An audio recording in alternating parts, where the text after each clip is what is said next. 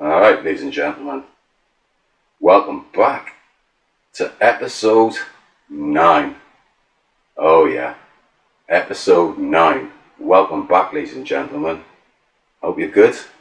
And this is UK Outpost 31, the film review. I hope you are good. That's right, I'm the man with the plan.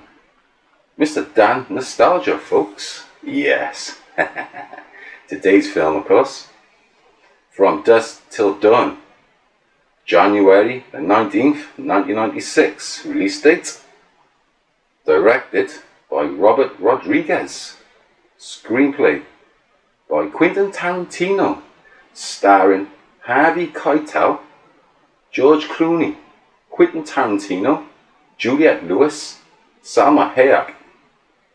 Cinematography, Carmelo Navarro. Edited by Robert Rodriguez himself. Music by Graham Revell. Distributed by Miramax Films. Box office $59.3 million from a $19 million US budget. The plot: two brothers on the run from Texas Rangers and FBI agents for the bank robbery and kidnapping and multiple murders of multiple law enforcement agents, heading to one destination, freedom being only a few miles away, Mexico. Meanwhile, a pastor in mourning after the death of his wife suffers a loss of faith, takes to the road with his two teenage children in a family motorhome. Not long after checking into their motel, the trio encounter the Gecko brothers, intent on using the family as cover to cross the border. Once the group enter Mexico, en route to their meeting point, their journey to sanctuary and freedom soon turns from a safe sound haven to a carnivorous horror nightmare.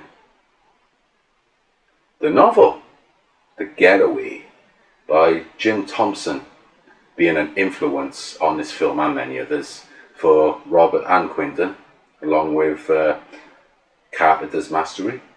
The location, the El Rey, being a hideout in the book form in 1958, also is the place here. Imagine there's a lot of criminals hiding out there around this time of year. Then imagine any time of year. The sheriff, Bill McGrath, often appears in both Tarantino and Rodriguez's works. Very often, it's like he's part of the furniture. Now you can't do a film without him.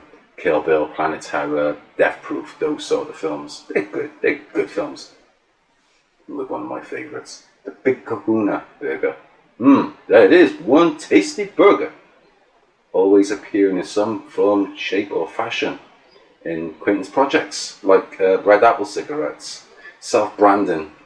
But those Big Kahuna burgers, they do look tasty, gotta be honest. I think they should open a restaurant centered around that concept and call it Tarantino's or Quentin's Diner, and just sell Kahuna burgers and fries. The television show aired in 2014, overseen by Rodriguez himself to expand on the original concept, and close-up study of the Gecko brothers. Its run ended 2 years later. It was on Netflix. My sister believes was watching it. I don't think it had the traction that it had with the film. That's the only problem there, folks, I can see. Salma Hayek, the lovely Salma Hayek, found fame from her enchanting dance in this film, but was very hesitant about the scene working with a snake. Counselling was needed to overcome that anxiety, which is, I can't tell you what I was like. I'm sure might not have been pleasant for her. Ad-lib dialogue, again, this is quite often used, between Salma and George, found his way onto the final edit after the director wanted the line removed. And it just found its way onto the screen, so maybe couldn't take it off, which caused problems if it did. Changing the vampire's blood from red to green allowed for more violence, from Rodriguez, and to give himself no limits, and to stay within the NC-17 rating, which helps. It was gravy. It was a win-win for this man. You can't go wrong. Horror legend John Saxon, also known for playing Roper in Enter the Dragon, played the role of the FBI agent alongside the late Kelly Preston as the reporter, which I didn't know the first time I'd watched that. Don't be like 7 years before then, she'd been in Twins, The Hammer House Horror reference, excellent mention there. Remember catching these films like 11, 12 o'clock, staying up my nan's on BBC Two as a kid, and just flicking through when you catch one, brilliant. And the fact that even Sex Machine mentions like Peter Cushing and Christopher Lee and Wooden Stakes, just takes me back. Just good old days. Good old days. 6 locations were picked for the filming, one of them being Seattle, which is unusual, but I suppose they give it a certain look, an aspect that may have looked for what they were looking at. That might have been inside the courthouse maybe. Sex Machine's gun, the codpiece, was also seen in the 1995 film Desperado, but was never used on screen until From Dusk Till Dawn. But I heard Sex Machine was a eunuch like Varys from Game of Thrones. And I don't know if that's a rumour or not, but they made the character so badass and then turned him into a Ken doll. That's not good. Quentin often likes to reuse the same dialogue in different scripts. This come across in Reservoir Dogs. They use like catchphrases, Joe uses the line, "Okay, ramblers, let's get rambling," after he paid for breakfast, I believe, in the diner. Well, Seth uses the same words. If you haven't seen it, now you know. Thank you. The John Carpenter Easter egg. Now, John Carpenter's a legend. Anything John Carpenter get my attention. Assault on Precinct 13 is one of the greatest films ever conceived, put on screen. Anything else, it is the ninja swords of blades. If films were blades, this would be a damn samurai sword. That's what I could say. So, that's what I can tell you. You need to give it a watch. And of course, night.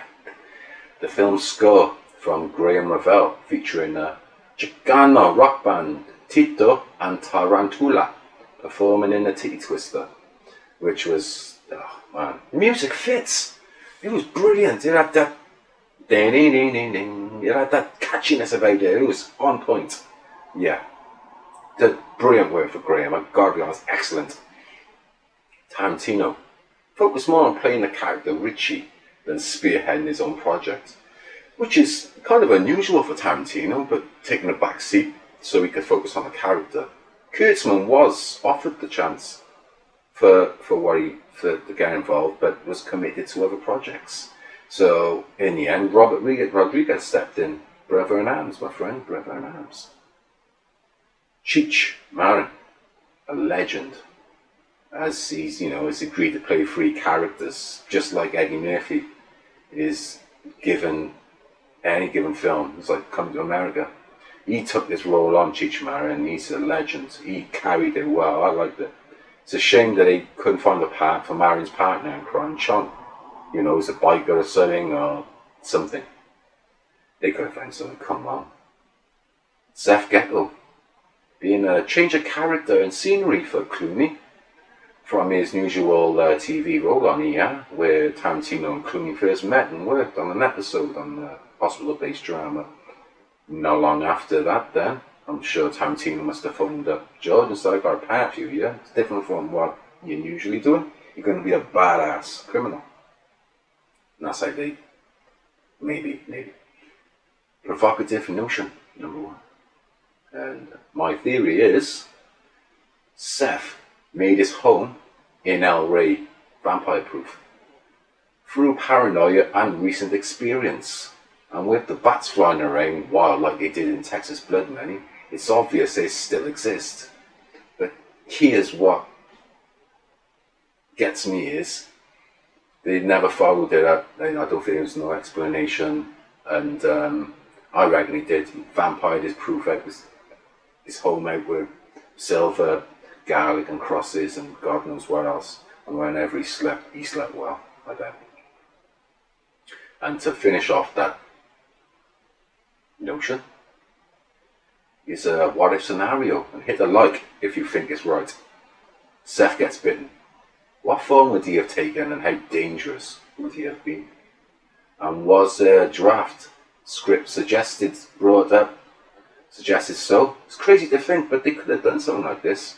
Made Seth a vampire. Oh my God, that would have been dangerous. Dangerous. Provocative notion. Number 2. The titty twister and the landmass surrounding a pyramid with many levels at the end.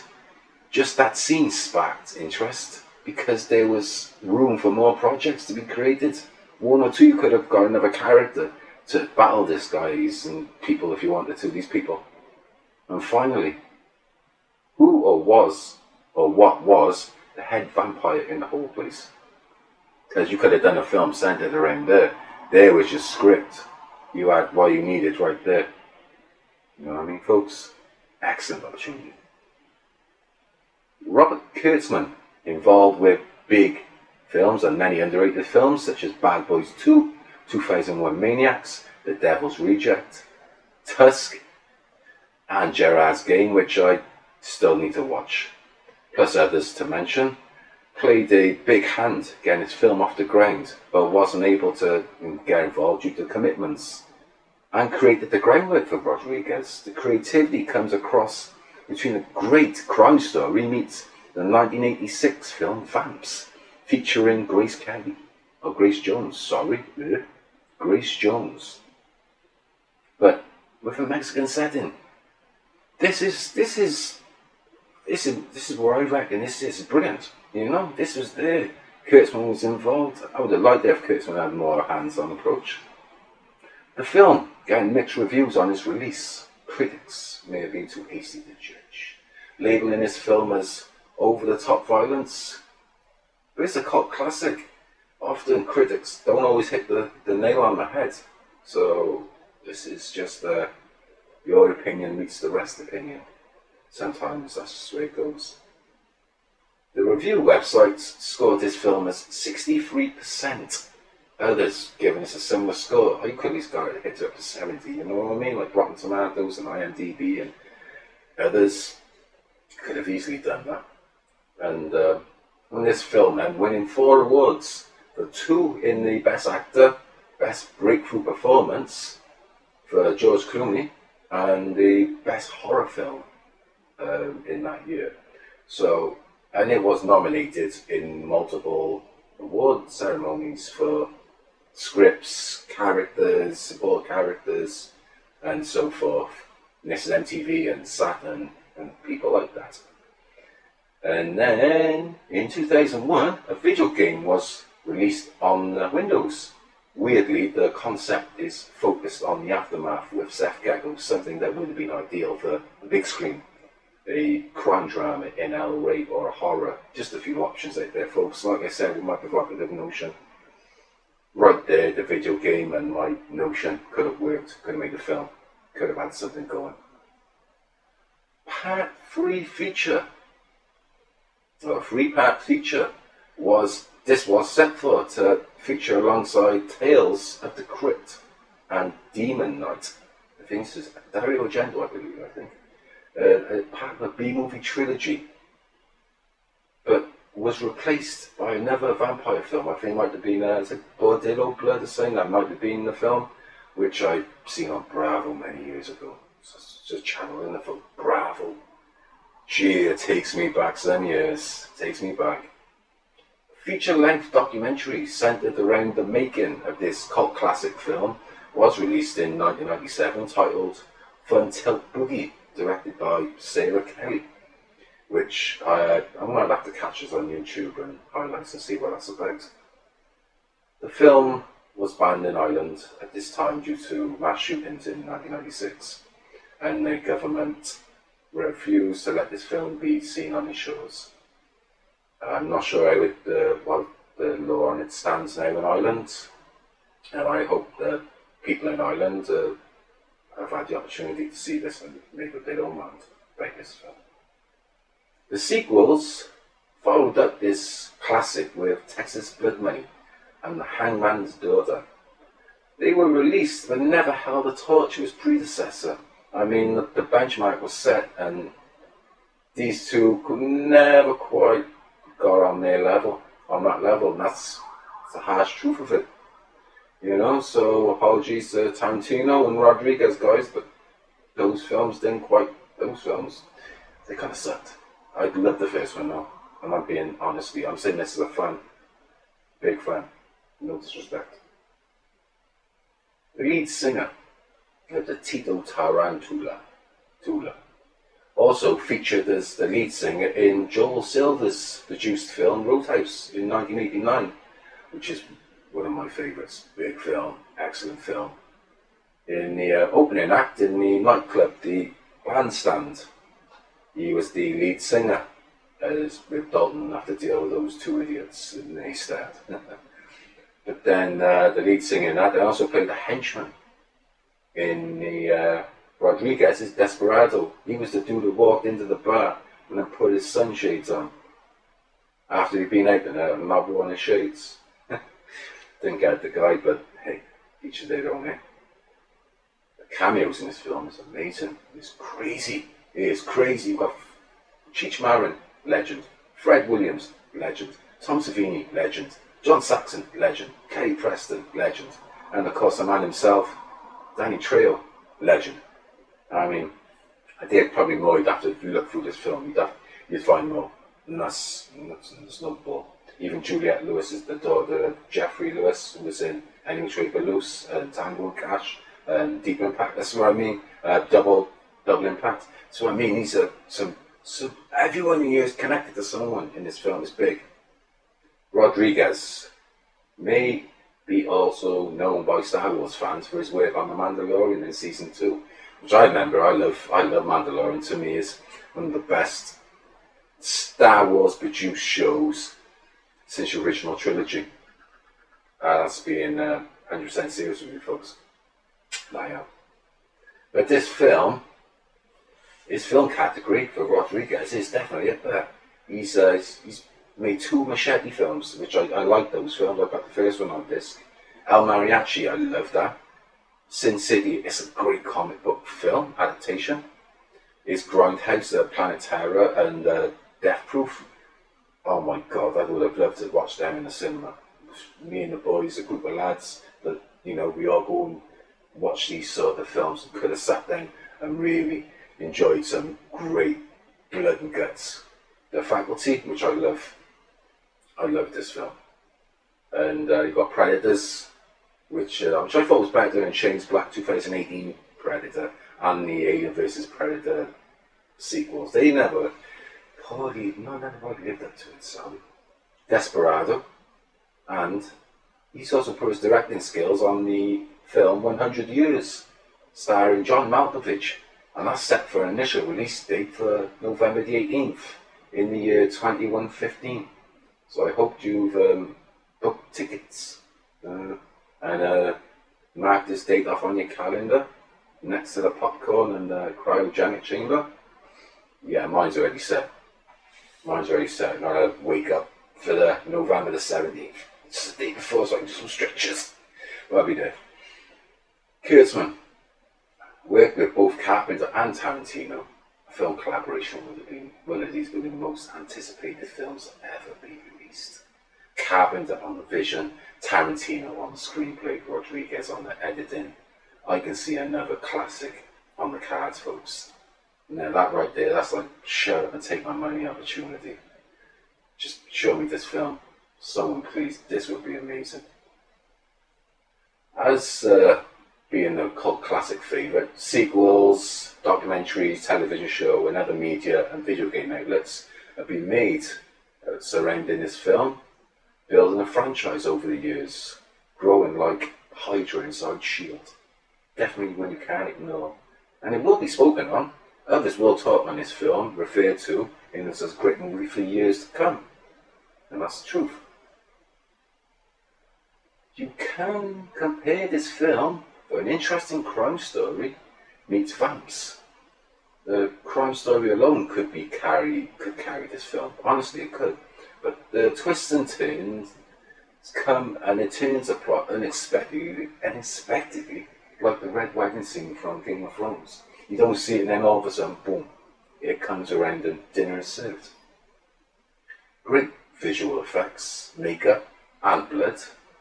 It gives the vampires a look of deformity and their own identity rather than the stereotypical.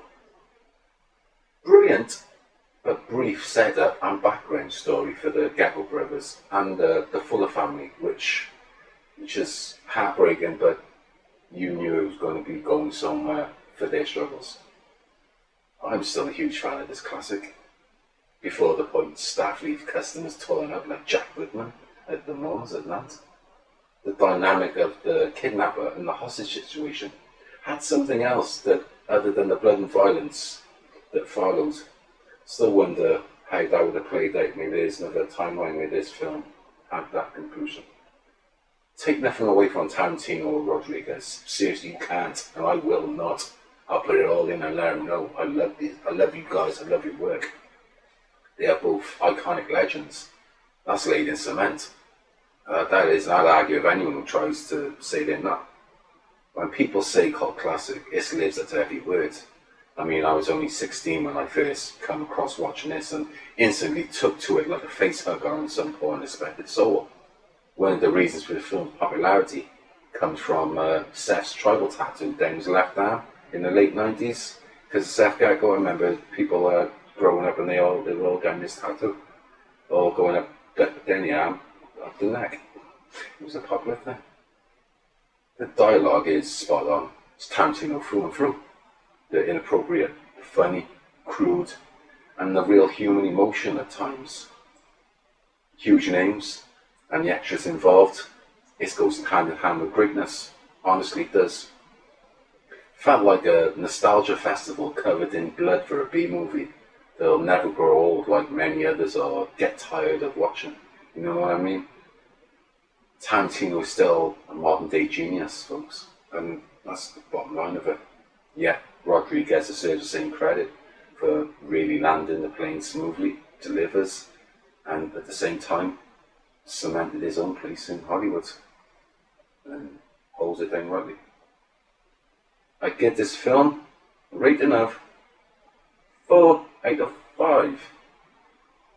So, I want to go on to my last segment of the day. What have you been watching? Well, let me tell you what I've been watching and what's been on my screen as of late.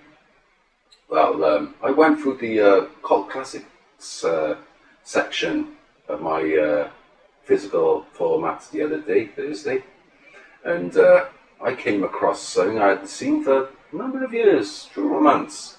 I sat down and wow, I forgot how great that film was. Another star-studded cast, brilliant. Great plot. Oh my god, I forgot how good the plot was. Definitely one of Tarantino's underrated works in effect. Near every scene is amazing and it's well put together. And Tony Scott, fair dues, he tackles Tarantino's work very well. And it's amazing. I give him that. Brilliant stuff. So that really cheered me up Thursday night. Of course, I did finish watching the Series 1, Happy Valleys. Happy Valley, and whoa, oh my god, folks. I seriously, whoa, double whoa. You need to hurry, and you gotta hurry up and watch the next one. This is a must see. I don't want to go spoiler turf on you, but oh my god, the way Series 1 or Season 1 sets up the next one. You need to hurry up. I'm doing this myself. I gotta hurry up myself. I'm getting excited by that. Oh, I need to see it. And still gotta save the John Wick experience for next week, as I haven't been able to sort things out as we've been trying to get the show and our new format. And as we're still in phase 1, we're still in the growing, the teething stages of UK 8 Post 31, and we're trying to make this happen. So we are arranging a date, maybe possibly for next week, hopefully, and at the same time we still have our podcast date, so everything still falls the same. And so I hope you've hit like. I seriously hope you'd like. I'd love for you to comment, and I hope you've subscribed, because this is only the beginning of UK 8 Post 31. We're building up, and we're still at the ground floor, and by the time we get to the pound days, things are going to be huge. So I want to wish you best day you're going to have, the best week, and look after yourself and others around you. Seriously, folks, I wish you the best, and everything that goes great, I want that to happen for you. This is Dan Nostalgia, UK 8 Post 31.